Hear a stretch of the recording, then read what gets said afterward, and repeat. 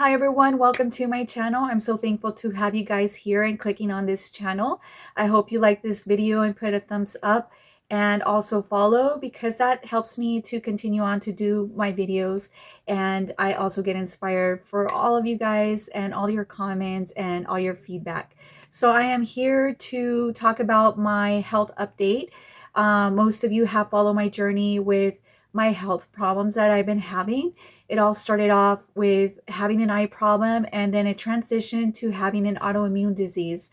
And recently, I know I posted a video that was about having blood work done because I was feeling like not myself. I was feeling faint. I was feeling all these different symptoms, and I just wanted answers. And I really had to advocate for myself because when I went to see my doctor, and I saw different doctors during this time, they really didn't believe what I had because my blood work wasn't showing that I had a specific autoimmune disease. It would just show that I was marking high on my NAA test, and but everything else was like practically in the normal range. And from there on, like later on, for some reason it came out positive for lupus, and then it came out negative again. So they did a total of 5 times like testing on like my blood to see what was going on. Yet I would tell them my symptoms, and I felt like for them it wasn't enough proof. And I'm going to talk about what were my symptoms and how did it progress to what I have now. So I developed an eye problem, which is called keratitis dendritic eye, which is a fever blister technically inside your eye. During the time of COVID, when it first started here in the US, I had like fever for 3 days. And I never had gotten sick like that in that manner where I had fever that lasted for more than 1 day. And I remember at work, everybody else was getting sick. And it was just kind of strange because this was like maybe a week before COVID was declared officially in the US. But I mean, even before that, a lot of people knew that it was already in the US. So it just wasn't official yet. So what happened was that I got really sick, and I started to feel like a sharp pain in my eye where the light would hurt my eyes, and it would feel like a very excruciating pain. And then I would feel like I had like sand in my eye or like a foreign object inside my eye, and it was just so painful. I couldn't even drive. So during that time, I went to the doctor, and they said that I just probably had a respiratory infection because they tried to test me for flu and for strep throat and all this stuff. So I didn't show up like I had anything, but I had all the signs of fever, coughing, and whatnot, right? So then I went to TJ to check my eyes and checked everything, and they told me that I had keratitis dendritic eye, but they didn't say specifically what it was and if it was like permanent or not. So they just said that, we're going to give you medication, it's going to be gone, and you'll be fine. So that's what happened. I got better within the month range, and I was still going to work, but I couldn't drive, so my husband was driving me to work. So what happened there was that like I remember that week I needed more time off because I was having trouble seeing.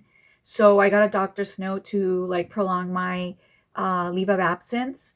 And so during that time, COVID was declared in the US. So we had a quarantine.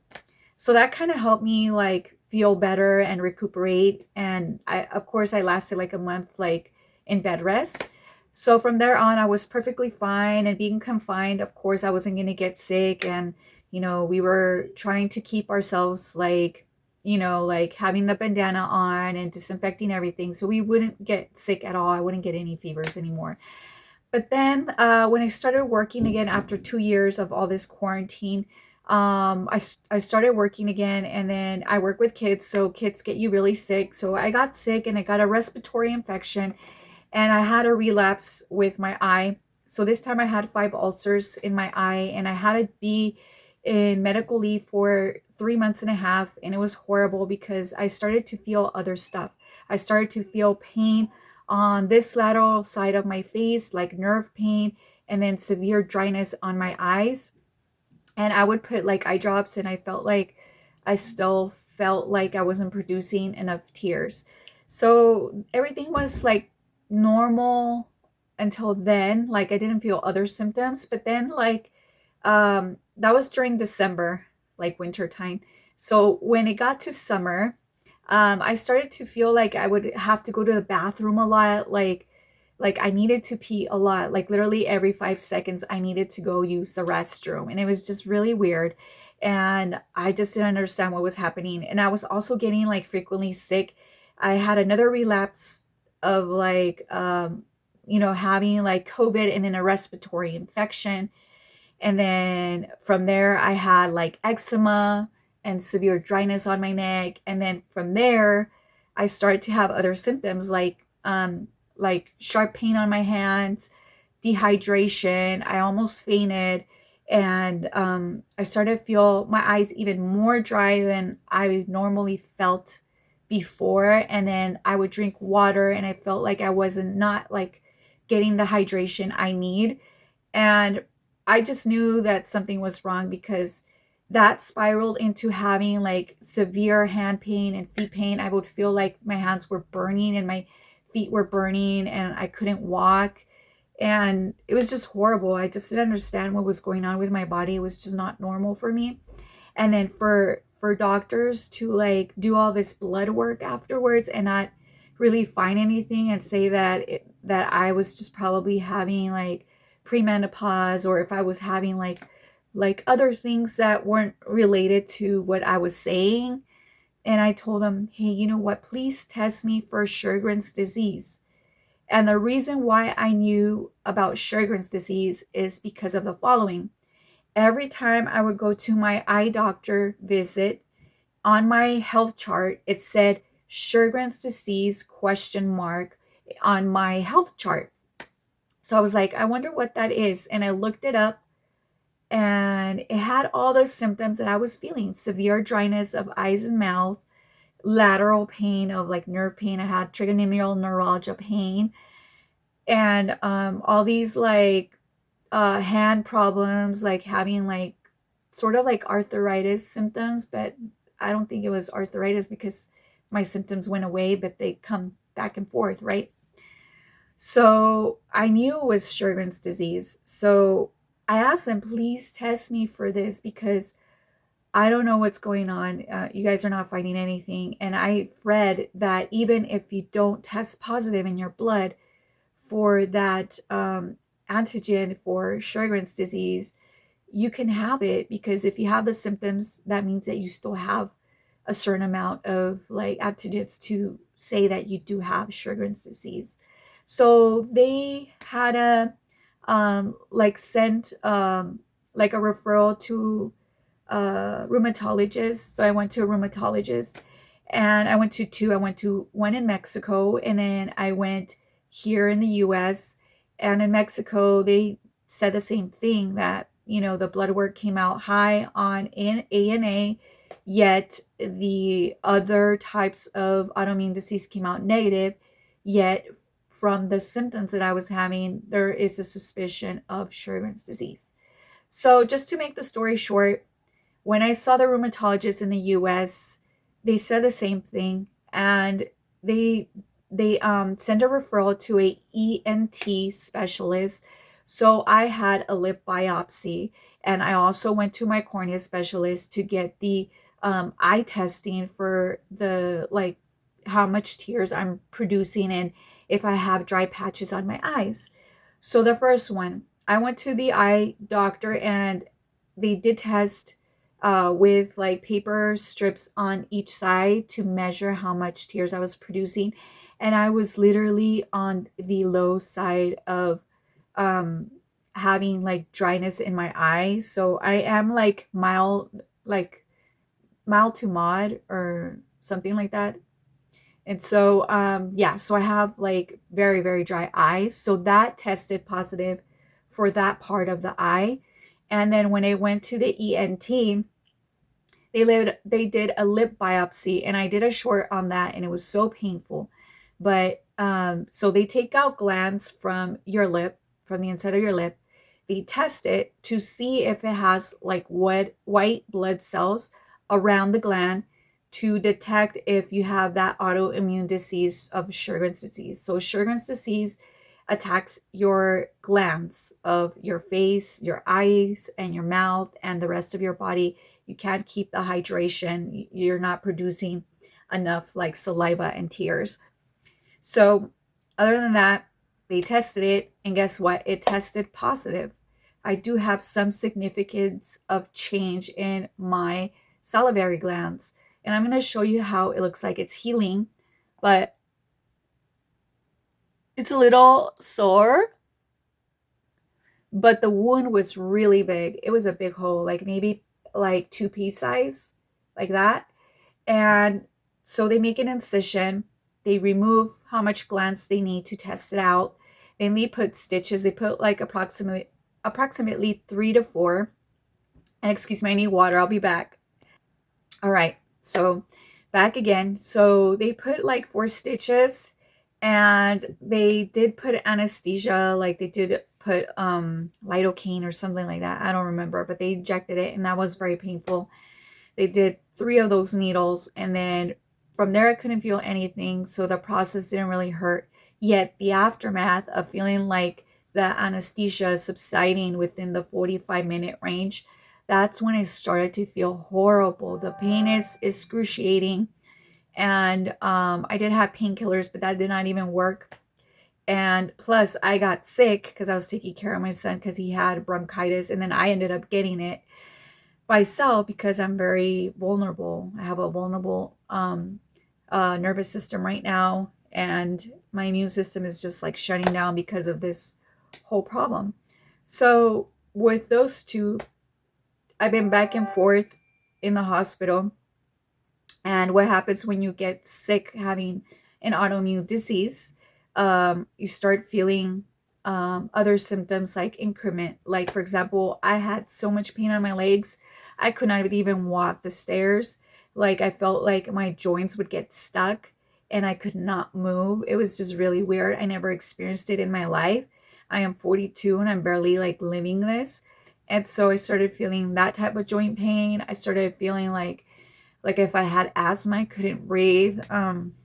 Also, like my time of recuperation from my lip surgery took a little bit longer.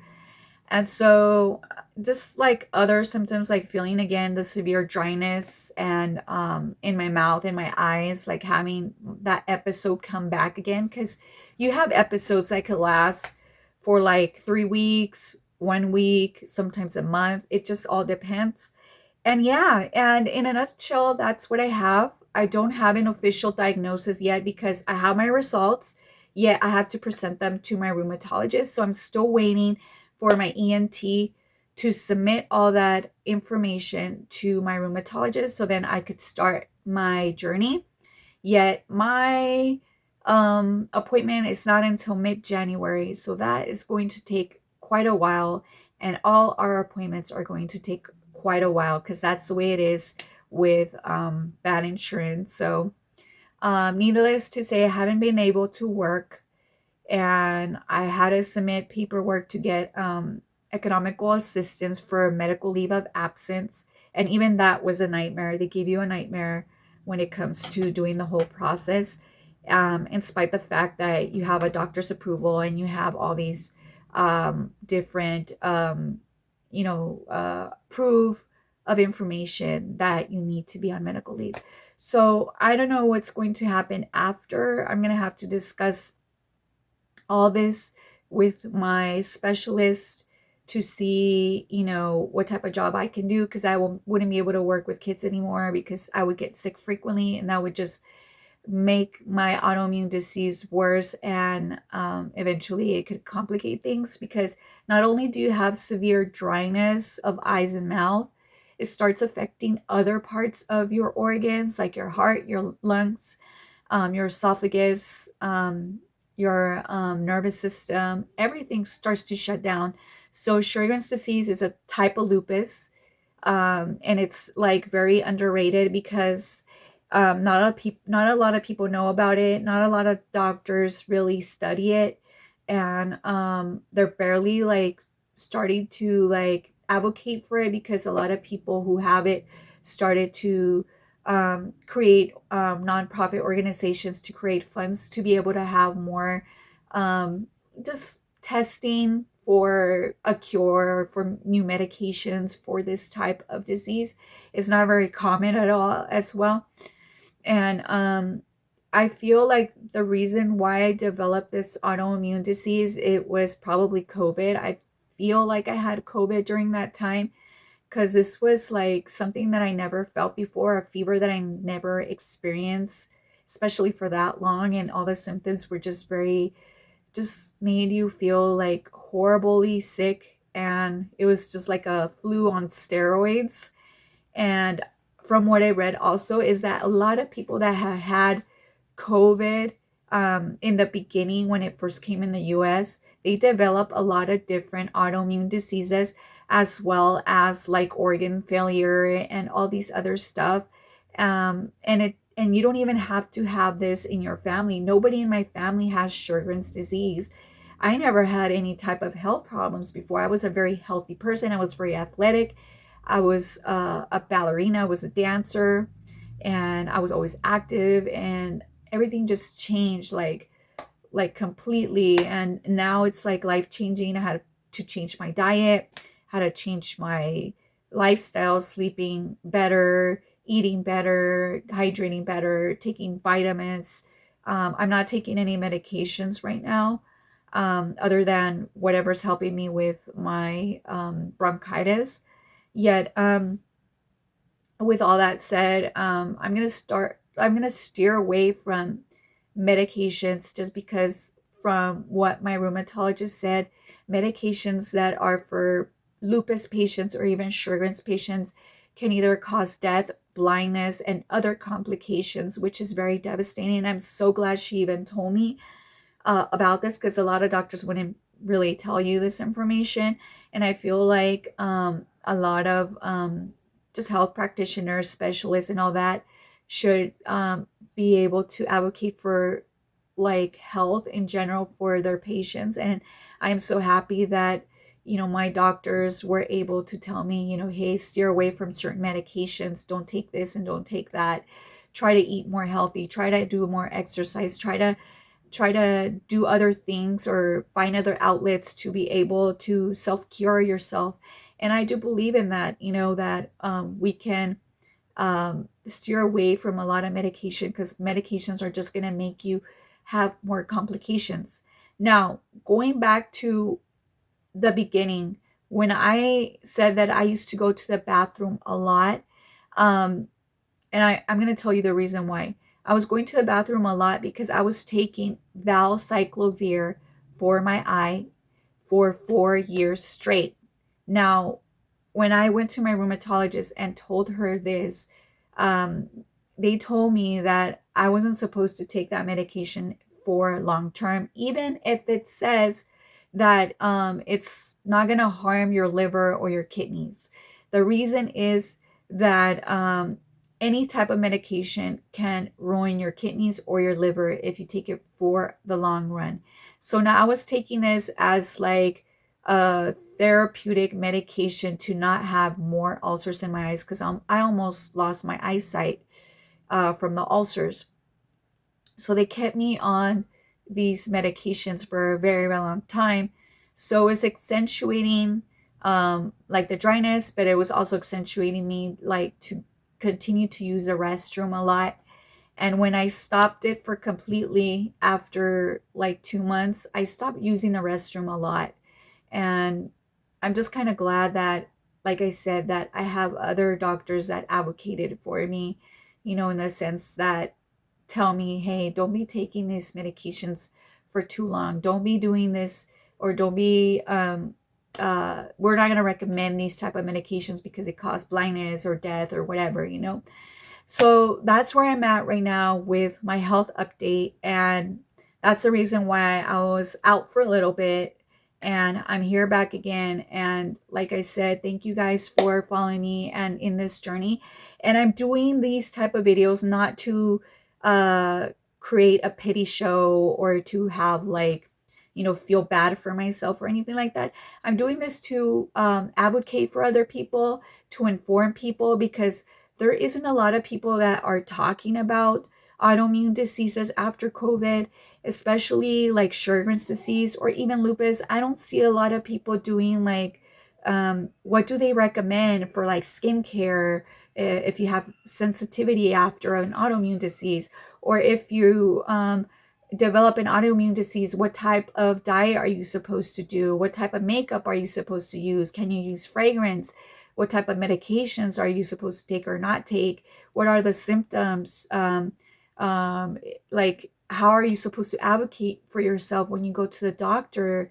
And all these things. So that's why I'm kind of journaling my journey for you guys, just in case you guys are going through the same thing, or if you have a loved one that's going through something like this, to advocate for yourself. Because if you catch your autoimmune disease in an early stage, you can maintain it either in remission, or you can maintain it like in that like mild to mod level, instead of going to the extreme level and then eventually like not having a way to heal your body ever again.